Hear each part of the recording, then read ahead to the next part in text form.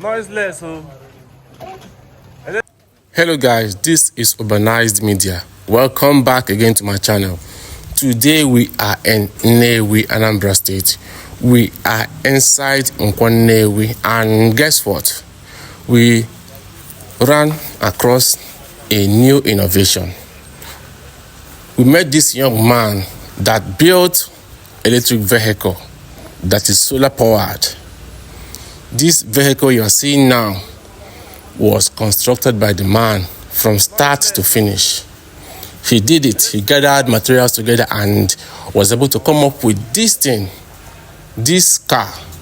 It was indeed an amazing innovation. So today the man brought it inside the market to show the people what he has constructed, and of course people were happy. But then we have always known that Nnewi is an automobile hub, a city of innovators. That is what Nnewi has always been known for. So it was a no surprise, but then people were really wowed because it's something on the next level. This is electric vehicle. It's not the full powered vehicle. This is electric vehicle. So it's an amazing innovation. And the man said it's for sale. See where he wrote it, buy me. He wants to sell it. It's for sale.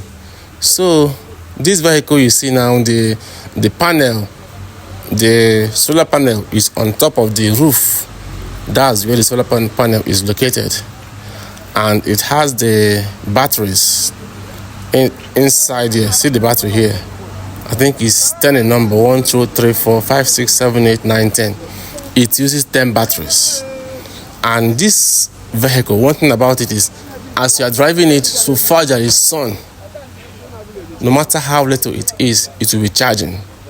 So the issue of the battery running down, it will hardly occur. It has so many facilities inside it. This is such an amazing innovation. Such an amazing innovation. Once again, kudos to Nnewi, the Japan of Africa, because that's what this town has always been known for, innovations. Remember that it's Nnewi that produced the first made in Africa vehicle, innocent vehicles, innocent motors. And now this young man has done this again, produced this locally made electric vehicle. And guess what? He said he has more coming. We wanted to interview him. He said no, that he has more coming, that when he comes with the bigger package, we can now interview him. He will now grant interview and tell us all he has been through. See the wipe, see the way they connected the water, like everything here is amazing. This guy is so innovative. He's so innovative. Let me allow you guys to watch this video. Watch and enjoy every bit of this video. Share, like, comment. Thank you.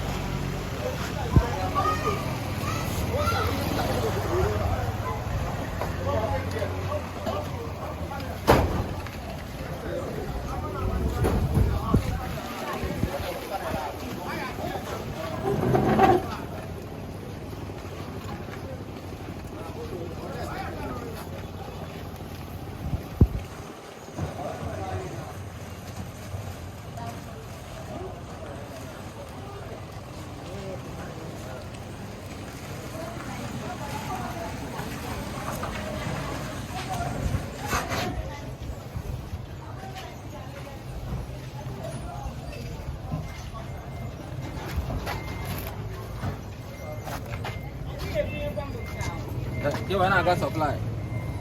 I don't matter.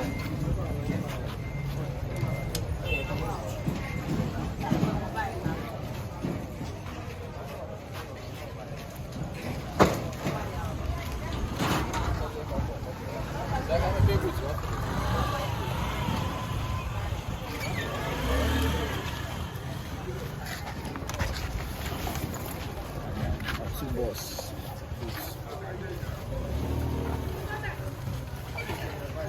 What's that word? Open two balls now, bro. Okay, only you not going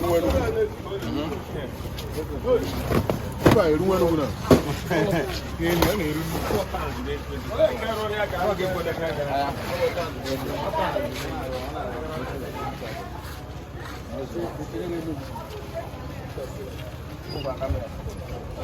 camera one.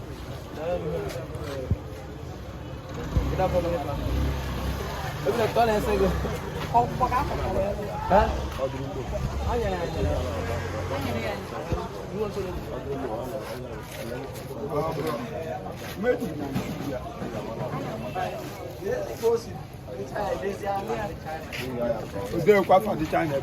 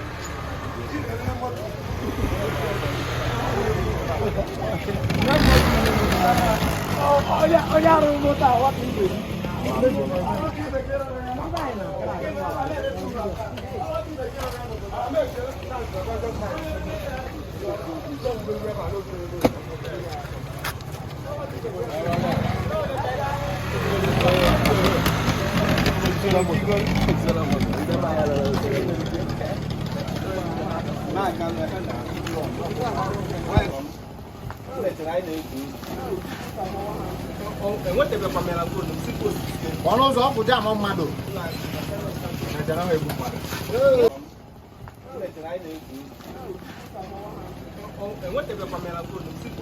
One of those put down on Mado.